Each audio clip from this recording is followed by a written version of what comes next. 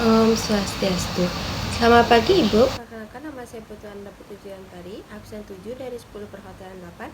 Saya akan menjelaskan tugas yang kemarin tentang communication skill. Yang pertama, pengertian komunikasi menurut 3 ahli. Yang pertama, menurut Theodorsson dan Theodorsson, komunikasi adalah penyebaran informasi atau ide-ide sebagai sikap atau emosi dari seseorang kepada orang lain. Yang kedua, menurut Rogers dan Kinai, komunikasi merupakan proses di mana dua orang atau lebih membuat atau melakukan pertukaran informasi satu dengan yang lain. Yaitu menurut Weaver, komunikasi yaitu seluruh produser di mana pikiran manusia mempengaruhi pikiran manusia lainnya. Dan kesimpulannya, komunikasi merupakan suatu proses penyebaran pesan yang dapat berupa pesan informasi, ide, emosi, keterampilan, dan sebagainya. Yang kedua, unsur-unsur komunikasi. A, yaitu komunikator atau sender. Komunikator menyampaikan pesan kepada penerima pesan sehingga terjadi komunikasi dua arah. Contohnya, penyiar televisi mengirimkan berita dan informasi kepada pemirsa. Yang B, yaitu pengkodean atau encoding. Encoding adalah proses mengubah data dari bentuk ke bentuk lainnya, atau encoding digunakan dalam komunikasi, penyimpanan, dan keamanan data. Contoh, encoding karakter mengkonversi karakteristik yang referensi numerik yang dapat dipahami oleh komputer. Yang C, yaitu pesan atau message. Pesan adalah isi atau maksud yang ingin disampaikan oleh satu pihak ke pihak lainnya. Contohnya, Bunga mengirimkan pesan melalui WA kepada Kesha. Yang D, media atau channel. Media dimanfaatkan oleh komunikator untuk dapat menentukan media maupun saluran komunikasi yang tepat. Contohnya, TV atau radio. Yang ke E, ada pengkodean dan decoding. Decoding dapat terjadi ketika penerima pesan menerima pesan yang telah dikirimkan oleh komunikator. Contohnya, dengan memberikan pesan tambahan yang sifat dari pesan tambahan tersebut ialah menjelaskan atau memberikan klarifikasi. Yang ke F, komunikan atau receiver, yaitu proses komunikasi tidak akan berjalan dengan baik dan sukses apabila tidak ada penerima pesan dalam prosesnya. Contohnya, komunikan harus memberikan klarifikasi atau pesan tambahan kepada penerima pesan.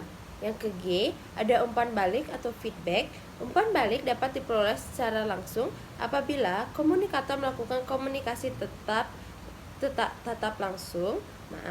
Contohnya seperti di bidang iklan di mana komunikator adalah lembaga atau perusahaan yang ingin memberikan pesan melalui iklan. Yang ketiga, jenis-jenis komunikasi, yaitu ada komunikasi secara tertulis, merupakan komunikasi yang disampaikan dalam bentuk tertulis berupa blanko atau surat. Contohnya surat atau pesan teks. Ada komunikasi dalam bentuk lisan, yaitu komunikasi yang tidak bisa dibatasi oleh jarak dan dilakukan secara langsung. Contohnya panggilan telepon. Yang ke B, ada jenis komunikasi berdasarkan aliran, yaitu komunikasi dua arah. Komunikasi dua arah adalah komunikasi yang bersifat timbal balik, dan contohnya adalah telepon. Komunikasi satu arah adalah komunikasi yang berjalan sepihak, contohnya adalah televisi. C, jenis-jenis komunikasi secara perilaku, yaitu ada formal, komunikasi yang terjadi antara organisasi maupun perusahaan dengan tata cara yang telah diatur. Contohnya, ketika seminar, pembicara menggunakan bahasa baku yang mudah dimengerti.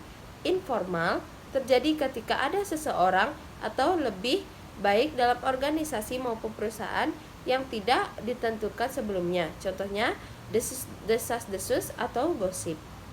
Yang terakhir ada non-formal, yaitu ketika komunikasi tersebut berhubungan dengan pelaksanaan suatu tugas. Contohnya, ulang tahun perusahaan.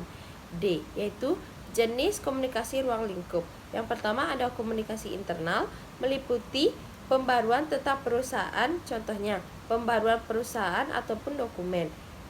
Yang kedua ada komunikasi eksternal, yaitu pertukaran informasi antara perusahaan dan entitas eksternal seperti pelanggan, pemasok, contohnya seperti unggahan media sosial. Yang keempat ada faktor-faktor yang mempengaruhi komunikasi, yaitu A, keberagaman budaya, yaitu variasi yang terlihat antara orang-orang yang terlibat dalam percakapan karena perbedaan nilai dan kepercayaan. Yang ke B, ada kesalahan dalam menerima pesan. Terjadi ketika pesan yang disampaikan tidak dipahami dengan benar oleh penerima. Yang ke C, ada emosi. Emosi dapat mempengaruhi cara kita mempersepsikan pesan yang membangun hubungan. Yang ke D, ada pengalaman masa lalu, memungkinkan manusia untuk berhubungan berbagai informasi dan memahami satu sama lain. Yang ke E, ada latar belakang pendidikan, yaitu pengaruh pendidikan formal dan informal seseorang terhadap kemampuan dan gaya komunikasi. Yang ke F, ada hubungan komunikator dan komunikan, berkaitan dengan hubungan saling percaya antara komunikator dan komunikan. Yang kelima, ada komunikasi yang efektif.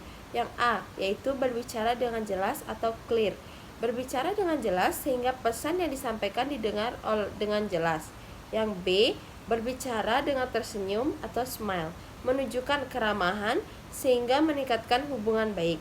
Yang ke C, ada berbicara dengan santai atau relax, berbicara serius namun santai dan tenang. Yang ke D, berbicara dengan interaktif, penyampaian pesan oleh komunikator kepada komunikan yang akan mendapat tanggapan secara langsung. Yang ke E, berbicara dengan sopan atau polite, bertutur kata yang baik antara pembicara dan yang mendengarkan. Yang keenam, ada komunikasi dengan pelanggan dan kolega.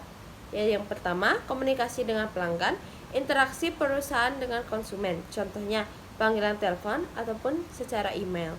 Yang ke B, ada komunikasi dengan kolega. Komunikasi dengan kolega adalah komunikasi yang dilakukan secara terbuka, profesional, dan secara ramah tamah. Contohnya, melakukan komunikasi secara lisan. Yang ketujuh, ada komunikasi antar budaya. Adalah komunitas yang terjadi di antara orang-orang yang memiliki kebudayaan yang berbeda, bisa ras, etnik, atau sosial ekonomi. Contohnya, bahasa Indonesia, kamu sudah mandi belum? Bahasa Jawanya, kowe wis adus durung? Dan bahasa Sundanya, geus mandi acan. Yang kedua, B, bahasa Indonesia, siapa nama kamu? Jawa, jenengmu sopo? Sunda, jenengan ajengan naon. Sekian dari saya.